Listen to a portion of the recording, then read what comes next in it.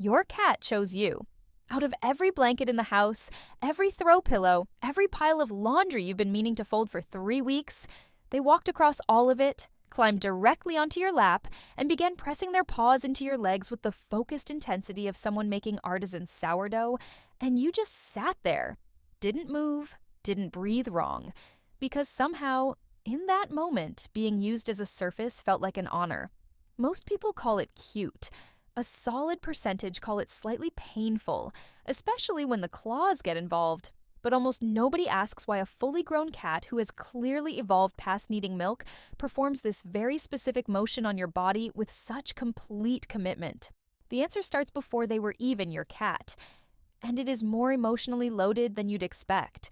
The very first thing a newborn kitten does, before it can see, before it can hear, before it is capable of much of anything at all, is knead.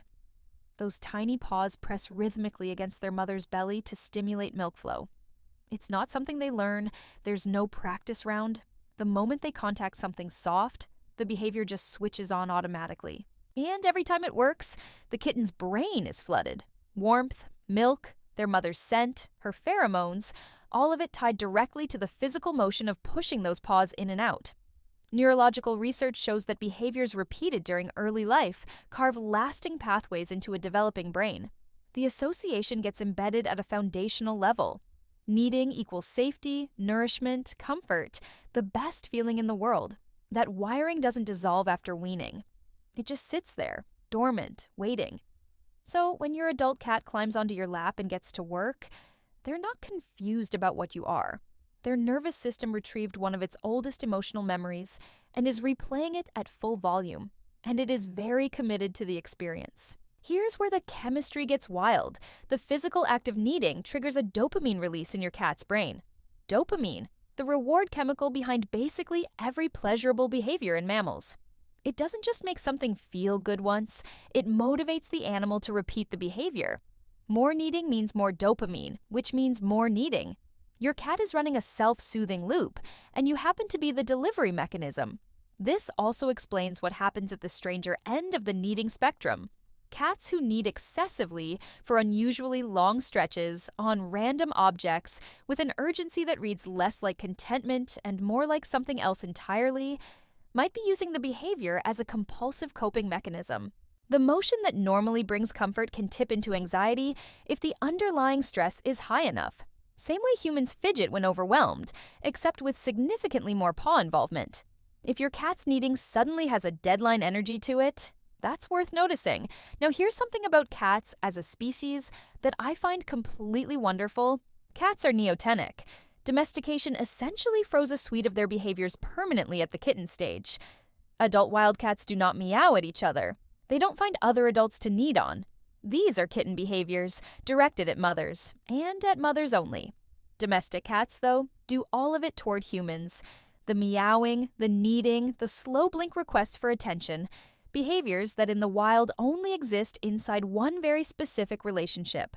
Humans reinforced this entirely by accident. We responded to the meow, we responded to the kneading, we found it endearing, gave attention, gave treats.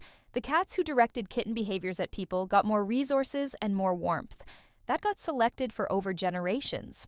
Your fully grown adult cat is running kitten mode attachment software at full strength, and you're the figure this software was originally written for. Which means part of their brain, when they need you, is accessing the same emotional state it was in during its first weeks of life. But there's one more layer, and people genuinely don't talk about this enough. Cats have scent glands in their paw pads. Actual glands.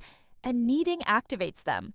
Every time your cat works their way across your lap, they're depositing pheromones. They are marking you. You are their territory, their person, their property, and they are leaving that information in chemical form for anyone in the household who wants to check. Other cats in your home can absolutely read it.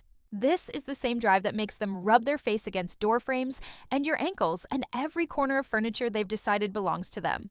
It's completely instinctive, but the function is real. Kneading you is, among other things, a cat declaring claimed. This human is spoken for, which is either deeply romantic or vaguely territorial depending on how you look at it. Honestly, it's both. Put all of this together and here's what you actually have. Kneading requires calm. A stressed cat, a fearful cat, a cat in an environment that doesn't feel safe, doesn't need. Comfort behaviors don't activate when the nervous system is on alert. So a cat who climbs onto your lap and happily makes biscuits is a cat whose brain has classified you as genuinely, completely safe. Research on cat owner bonding shows oxytocin, the same bonding molecule involved in parent-infant attachment, increases in both cats and their owners during positive contact. Your cat pressing their paws into you while purring at an unreasonable volume is not just cute. It is, neurochemically, a bonding event. Behavioral researchers describe it as a redirected attachment behavior. The safety originally associated with the mother has been transferred fully to you. They're not making biscuits. They are telling you something in the oldest language they have. One last thing. If your cat doesn't need you, that says nothing about how they feel. Cats have enormous individual variation. Their earliest weeks, their personality, their specific way of showing up. Some cats headbutt. Some deliver gifts of genuinely horrifying origin with unnerving pride. Some simply sit 18 inches away from you and radiate devotion like a warm lamp with opinions. But if your cat has always been a kneader and suddenly stops, pay attention. Pain makes the motion uncomfortable. Stress disrupts comfort behaviors.